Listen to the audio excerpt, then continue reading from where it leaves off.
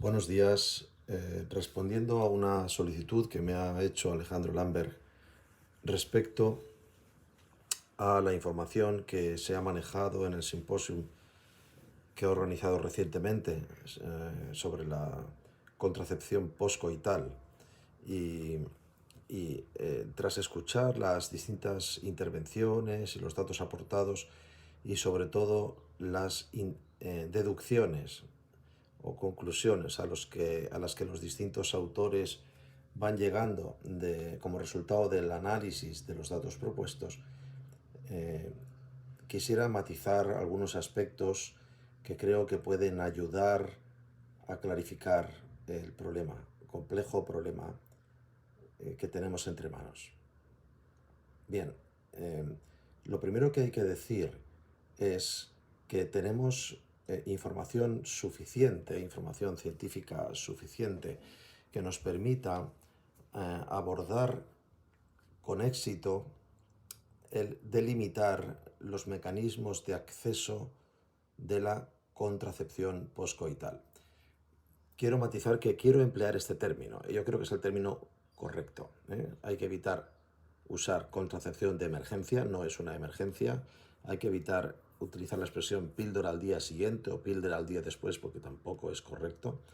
Y la manera correcta de llamar estos tratamientos es contracepción poscoital. Así que me voy a referir a ellos de esta manera a partir de ahora.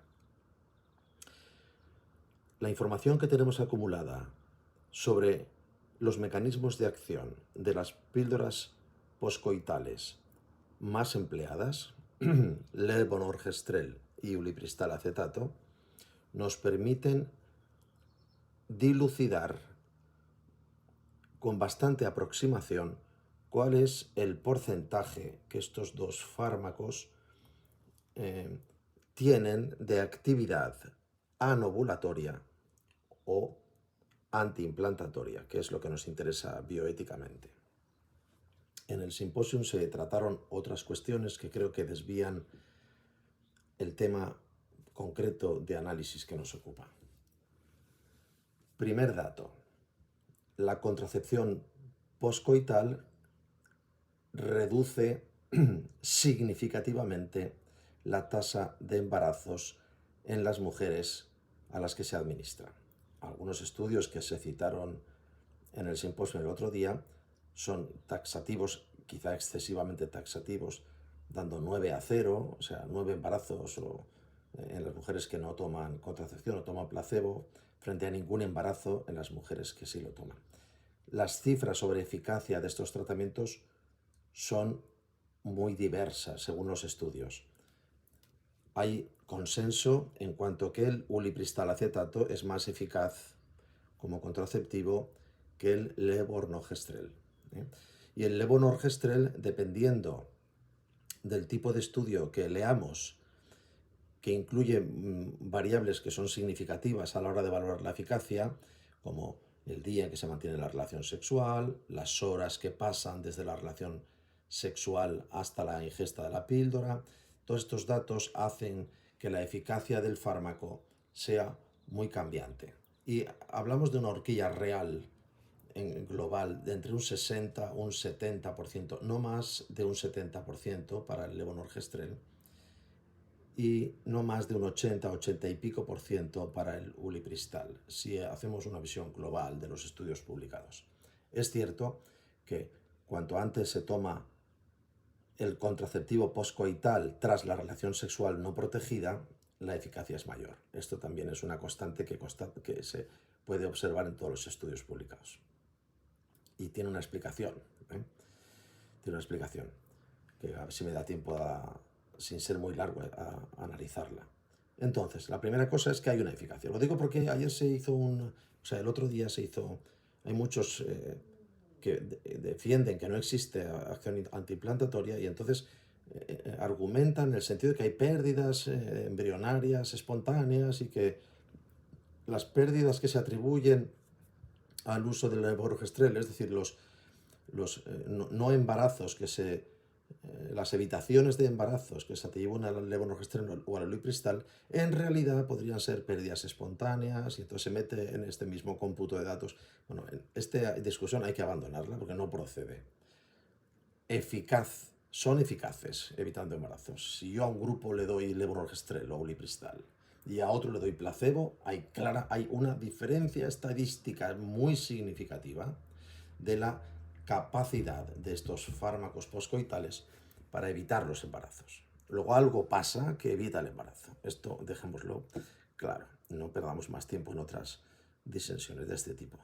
Primera cosa, son eficaces evitando los embarazos. Segundo punto, que es muy importante, son capaces de evitar la ovulación. Sí, ambos son capaces de evitar la ovulación. Pero este es el punto crítico. El punto crítico es que la capacidad de ambos fármacos para suprimir o retrasar la ovulación depende absolutamente del momento en que es ingerido el fármaco con respecto al día de la ovulación. Esto sí se dijo en el simposio y se ofreció abundante información que hacía referencia al tamaño del folículo.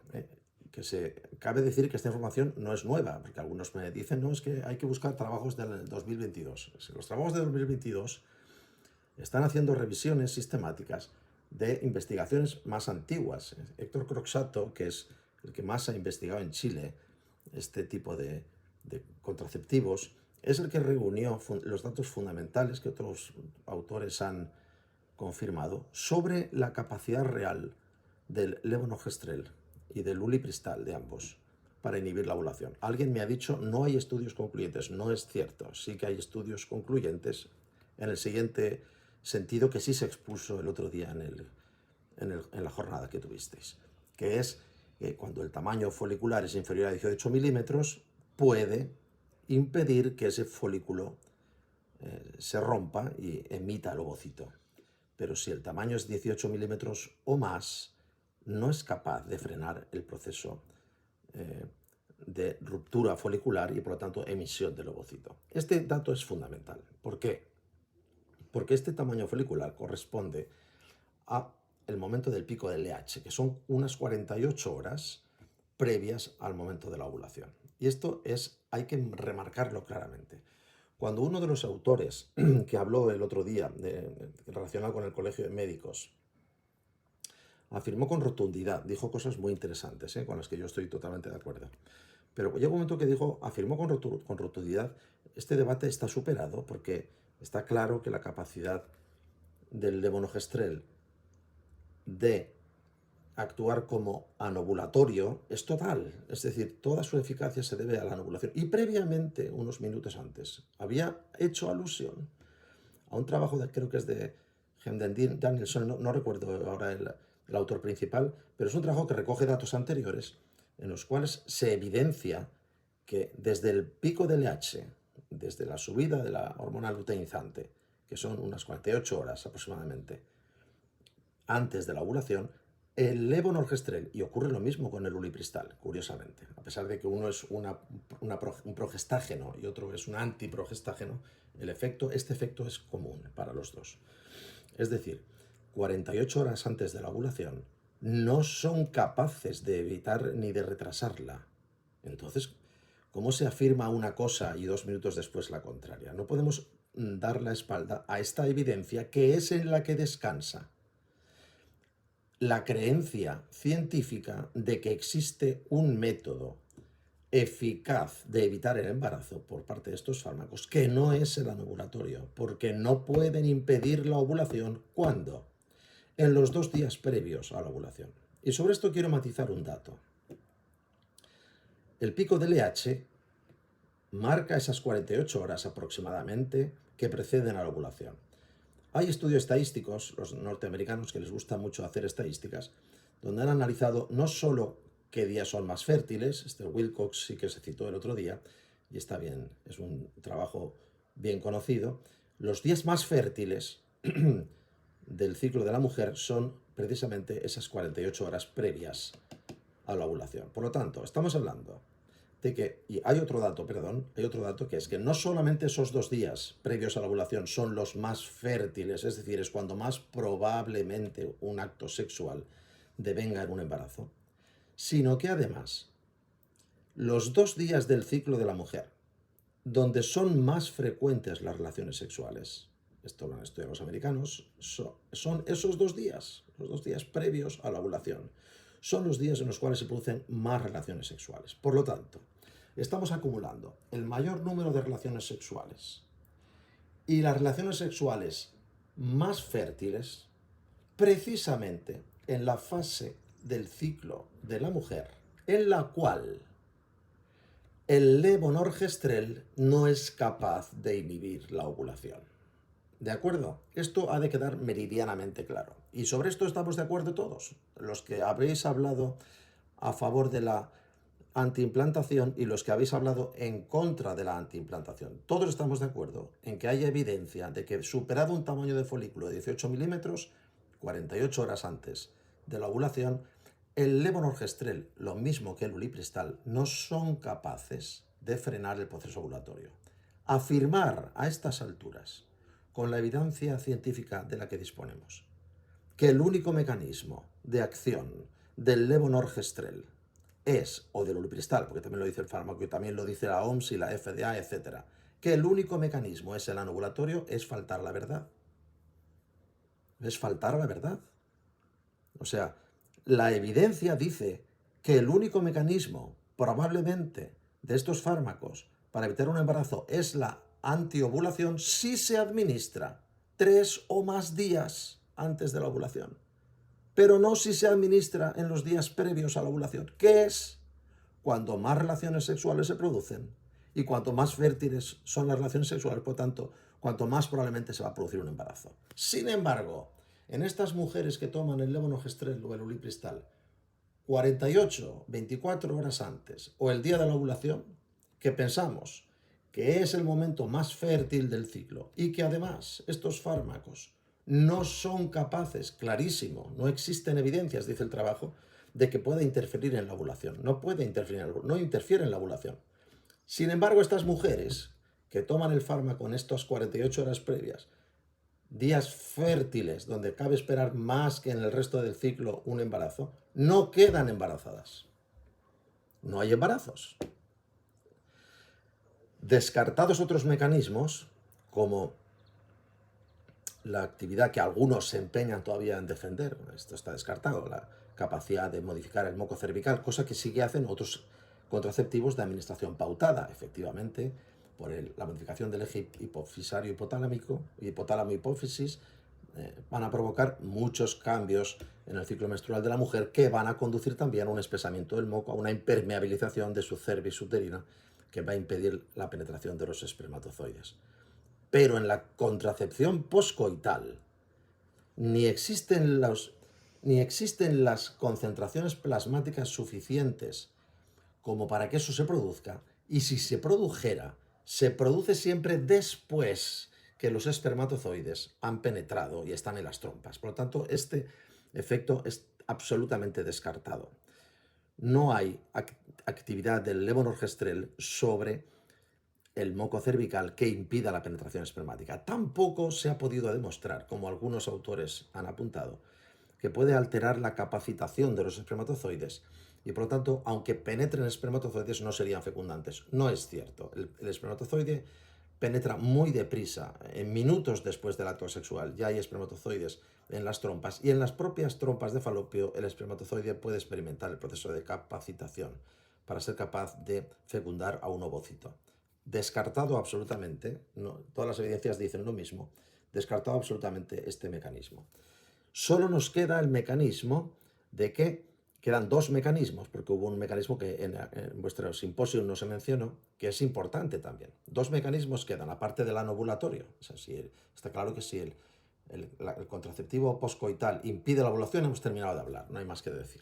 No hay ovocito, no hay fecundación, no hay embarazo, ni hablar de aborto, ¿de acuerdo?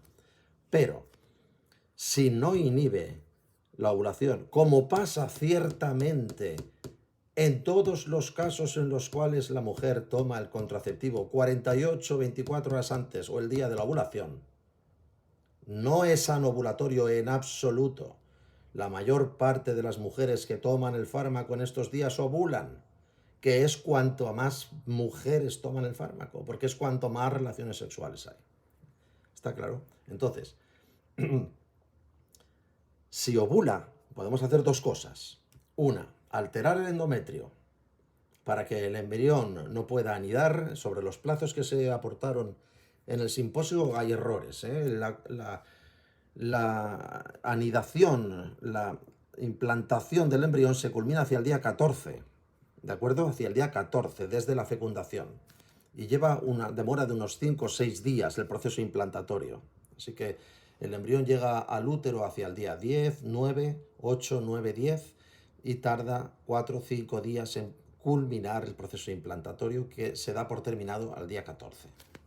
Se dieron otros días, pero creo que esto hay que precisarlo también. Podemos hacer dos cosas: o alteramos el endometrio para que el embrión no pueda anidar, o frenamos la progresión del embrión a lo largo de la trompa de Falopio para que llegue tarde al útero y haya superado la ventana que llamamos de implantación, que es muy corta. La receptividad del útero es temporal para anidar el embrión, es muy corta.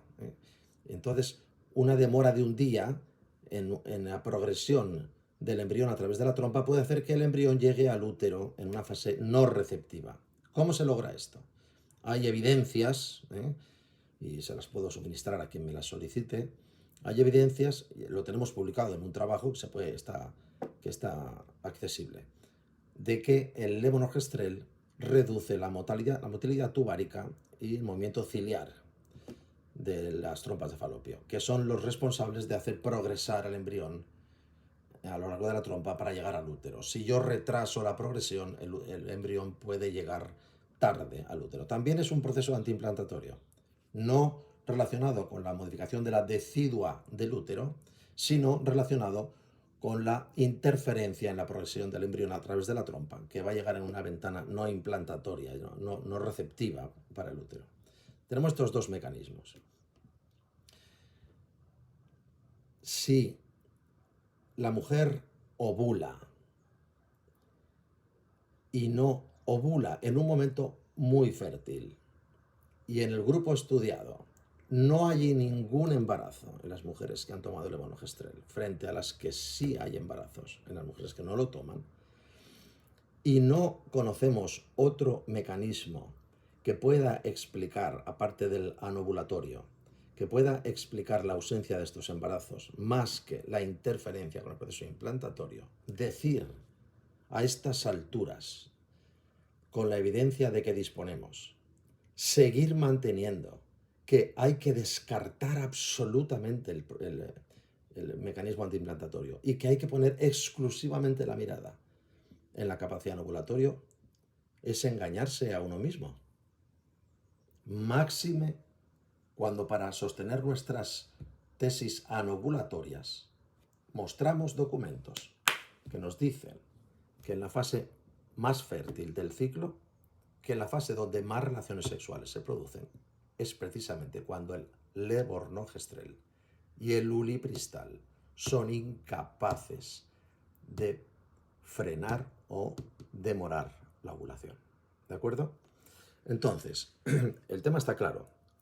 ¿Cómo es posible que, si el tema está tan claro como yo lo digo, la Organización Mundial de la Salud, la FDA americana o la Federación Internacional de Ginecología y Obstetricia se han puesto todos de acuerdo en decir que el único efecto, es una cosa que la evidencia no sostiene en absoluto, que el único efecto por el cual el levonorgestrel y el ulipristal, que tenemos el mismo problema, evitan los embarazos, es la inhibición de la ovulación? ¿Cómo es posible?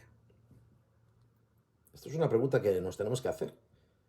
¿Qué entidad? En realidad es una entidad que toma una postura y las demás le siguen. Damos por supuesta una premisa falsa: el único efecto por el cual estos fármacos funcionan es inhibir la ovulación, ignoramos la evidencia pertinaz que se confirma de que en los últimos días de la fase preovulatoria estos fármacos no son capaces de inhibir la ovulación. Ignoramos ese dato y manipulamos la información. ¿Por qué? Esto es una buena pregunta que hay que hacerse. ¿Por qué ignoramos información? Pues hay varias razones, ¿eh? Yo voy a aventurar.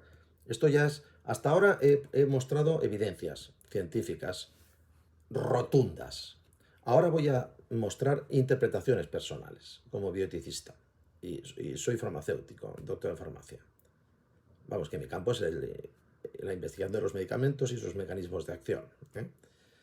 Lo digo porque Alejandro preguntaba mucho a los ginecólogos, pero igual que un ginecólogo puede hablar perfectamente de este tema, el que tiene que hablar fundamentalmente es un farmacólogo, que tiene que conocer cómo actúa este fármaco, ¿eh? Entonces, ¿por qué se ocultan datos, se manipula la información, se modifican los prospectos, donde se incluye al principio el efecto antiimplantatorio y luego se borra? Esto ha pasado con el levonorgestrel, pero ha ocurrido también con el ulipristal, exactamente igual. ¿Por qué? ¿Por qué evitamos o eliminamos la necesidad de que un fármaco hormonal, como todos los fármacos hormonales, requiera una prescripción médica y un control de dosificación? ¿Por qué lo eliminamos para estos fármacos?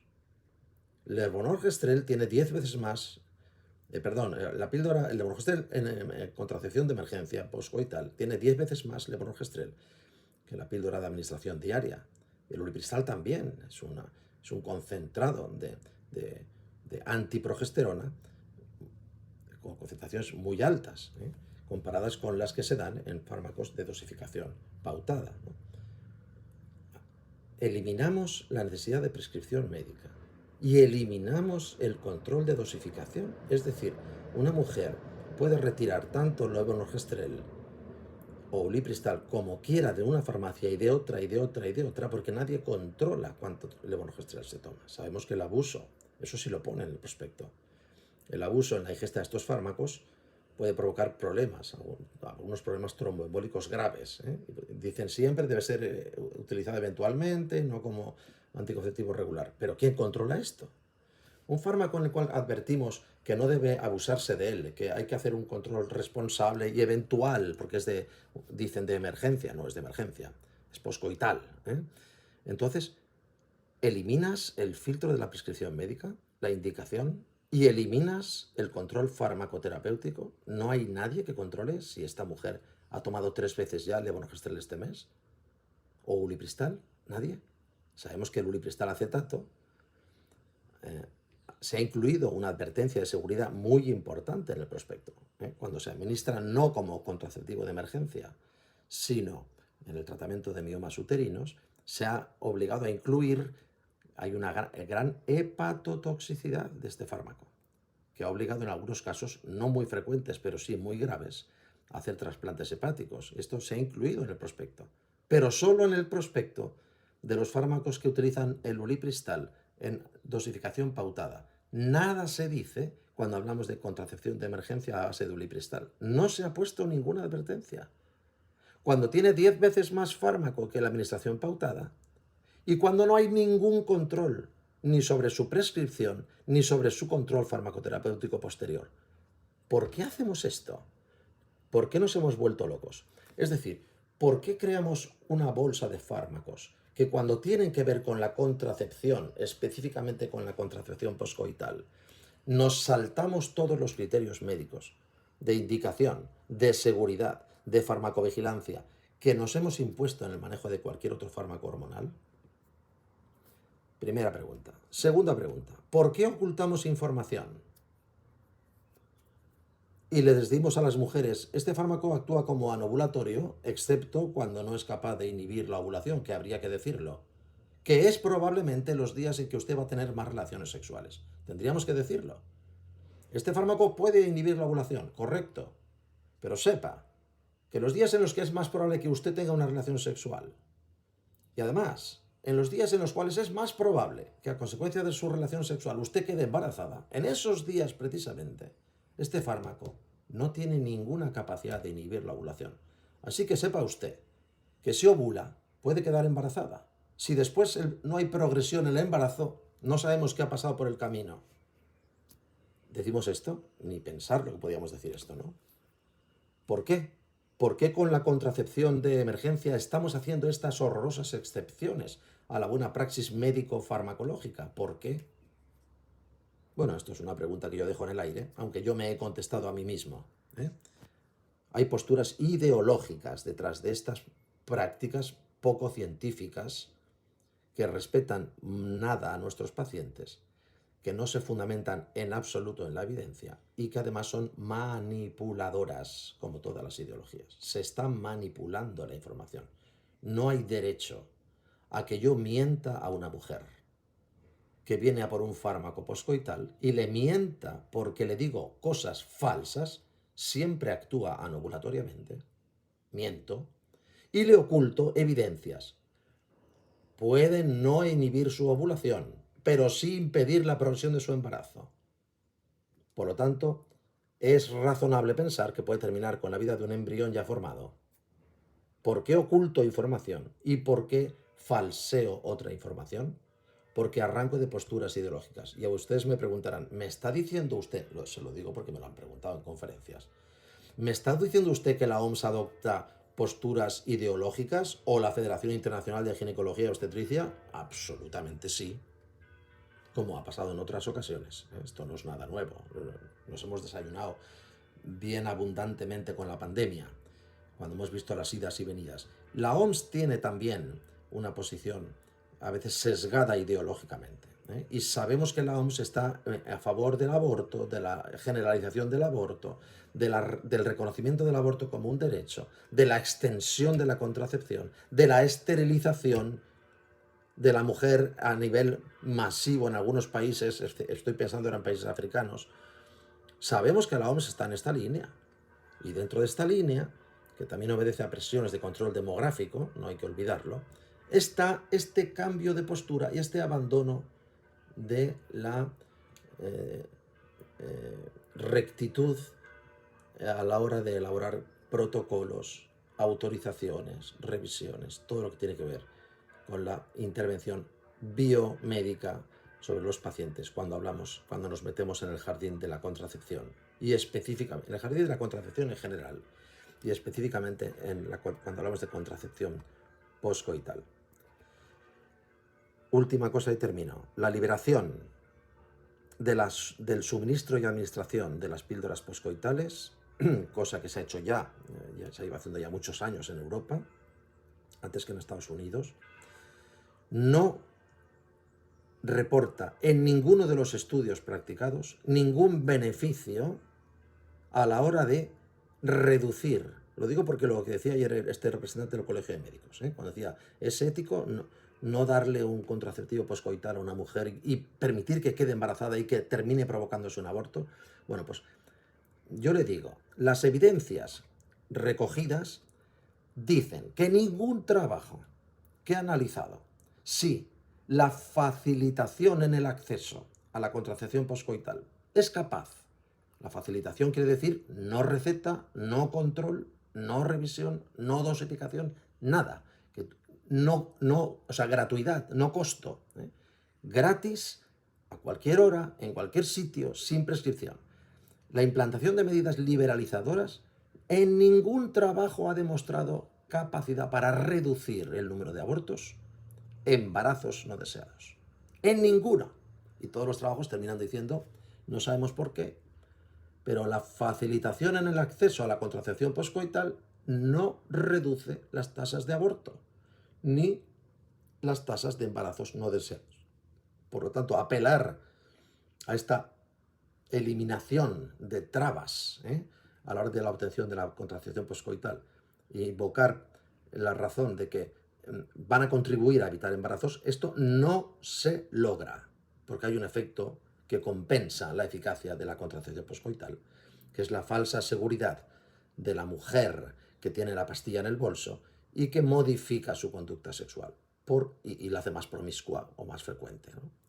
Por contra, algunos trabajos sí dicen que el suministro masivo y no controlado de las píldoras de contracepción poscoital muestran elevación en los índices de algunas enfermedades de transmisión sexual, que nos viene a confirmar que esta falsa sensación de seguridad modifica la conducta sexual hacia la promiscuidad y la falta de precaución en muchos casos. Bien, espero haberos ayudado. Es un tema que me ha tocado defender en muchos foros y que no es difícil defender, ¿eh?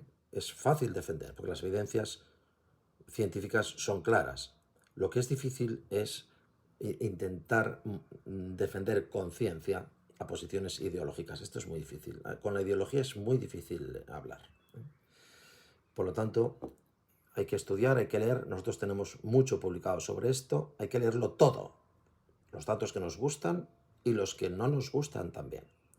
Y seguir diciendo, a fecha de hoy, que la contracepción postcoital actúa exclusivamente, anovulatoriamente, es estar de espaldas a la evidencia.